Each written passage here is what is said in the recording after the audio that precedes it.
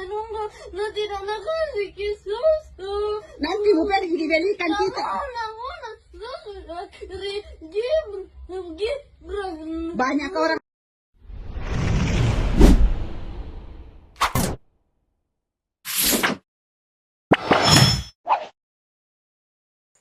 Assalamualaikum warahmatullahi wabarakatuh. Salam sejahtera untuk kita semua, bosku.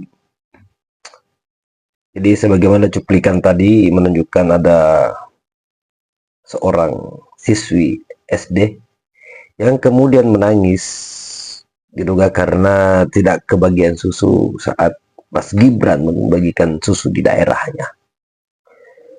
Nah, itu kalau tidak salah ada di salah satu daerah di Sulawesi Selatan, yakni Tanah Toraja. Saat Mas Gibran berkunjung ke sana dalam rangka, saya kurang tahu itu kegiatan apa. Nah, dia menyempatkan dirinya untuk berbagi susu buku kepada anak-anak sekolah di sana. Tapi sayang anak tadi tidak dapat, akhirnya dia menangis. Oke, di video kali ini juga saya berbagi momen di mana Prof. Mahfud MD memberikan singgungan kepada Mas Gibran terkait keputusan MK kemarin. Jadi hujatan-hujatan sebenarnya yang didapati Mas Gibran sampai saat ini, kata Prof. Mahfud, itu tidak bakal bisa terhapus. Sebagai contoh, tentang cibiran kata-kata anak haram konstitusi. Dan pastinya di video ini tidak lengkap apabila tidak ada toko kita, Mr. Ngabalin. Oke, seperti apa videonya, mari kita simak bersama. Assalamualaikum warahmatullahi wabarakatuh. Waalaikumsalam. Salam damai sejahtera bagi kita semua. Shalom, Om Swastiastu, Namo Buddhaya, salam kebajikan, Rahayu, Rahayu. Bapak Ibu yang saya hormati, mohon maaf ini tadi saya sedikit terlambat karena keluar dari airport sampai sini, tadi lewat kantor sinode juga. Kiri kanan jalan itu banyak sekali warga yang ingin menyapa, dadah-dadah. Jadi tidak sopan kalau,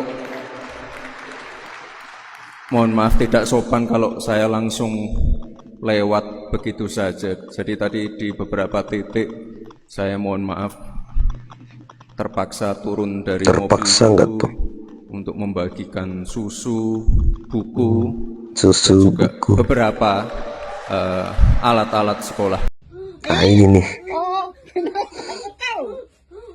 Sabar ya dia, sabar deh ya. Tidak nakasih susu. Nanti bukan dibelikan kita. Gibran. Banyak orang dapetin nah. Tadi turun masa sana di Nah, di mana komi kamu?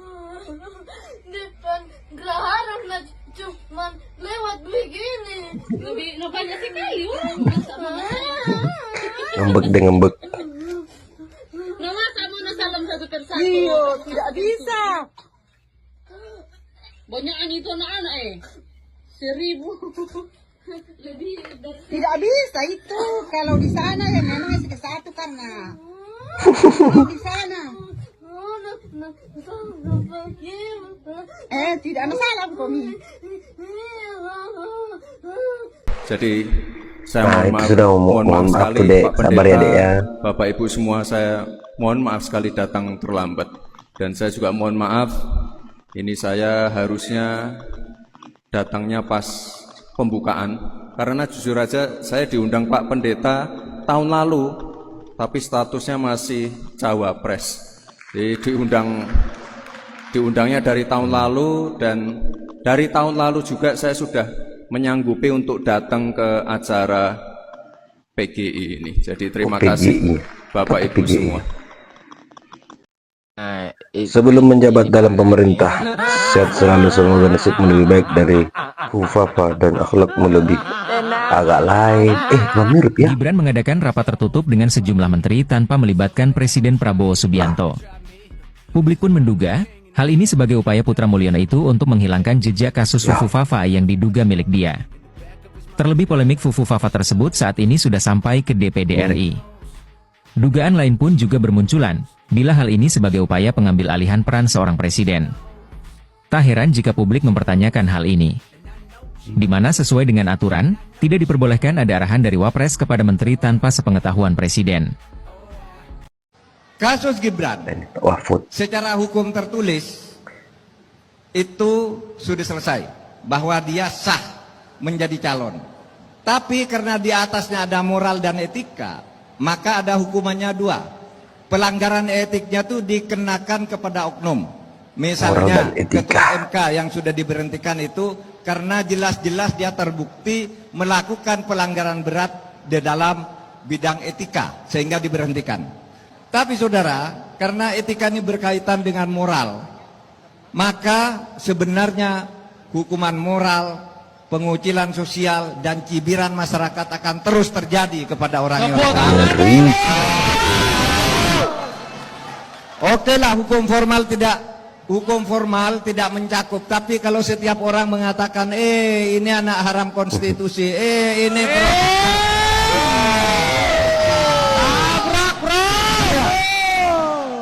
itu kan hukuman sosial di tengah masyarakat, hukuman moral juga. Anda tidak sah gitu. Anda karena pertolongan angkel paman.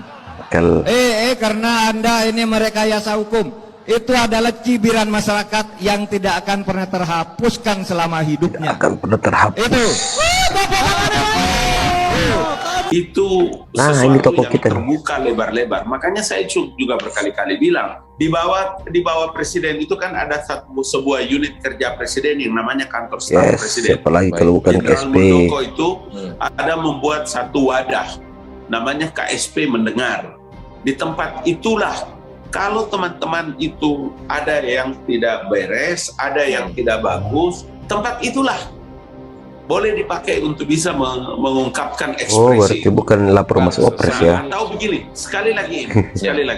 Atau kalau dia nanti lewat tempat itu kemudian kepengen jumpa dengan presidennya, udah deh, saya orangnya bisa atur itu untuk bisa kalian jumpa dengan presiden. Jadi maksudnya nggak boleh kritik di luar. Jadi nggak boleh kritik di luar begitu maksudnya. Harusnya kritik ketemu presiden. Tidak apa-apa. Dia boleh, kalau kritik kan tidak ada masalah. Tapi kalau dia nyinyir, kemudian dia menyebutkan the king of lip service, itu apa artinya? Nah, keluar dari mulut mahasiswa loh. Keluar dari tokoh-tokoh muda, masyarakat intelektual yang kita harapkan 5-10 tahun akan datang mereka memegang tanggung kepemimpinan ini. Maksudnya ini kritik yang nggak bermutu begitu, Bang? Dia bukan tidak bermutu. Kalau kritik nggak ada masalah. Kalau dia boleh mengkritik, umpama tentang satu kebijakan yang dilakukan oleh pemerintah, tapi dia bisa memberikan contoh atau dia bilang, gini loh cara kerja yang benar. Kalau tidak bisa melakukan PPKM mikro skala mikro, ini loh cara ini yang bisa dilakukan atau cara ini loh. Tapi kalau dia tidak bisa menunjukkan, kan kritik kan begitu. Berarti ini apa? Bukan kritik maksudnya? Yang king of lip service itu bukan kritik? Kira-kira kalau dia bilang presiden raja membual itu apa artinya ini? Berarti kalau cuma labeling king of lip service artinya? Ya, itu artinya nyinyir. Gitu loh. Bukan kritik berarti ya? Giniin, kalau dia menyebutkan the king of lip service, itu bukan kritik, Pak. Anda memberikan penilaian itu kepada presiden, kepada kepala negara sebagai sosok pembual. Na'udzubillahi min zalik. Oke, bagaimana menurut tanggapan kalian tentang video Mas Gibran, pernyataan Prof Mahfud dan juga dari tokoh kita Mr. Ngabalin? Silakan cantumkan di kolom komentar. Sampai jumpa di video selanjutnya. Assalamualaikum warahmatullahi wabarakatuh.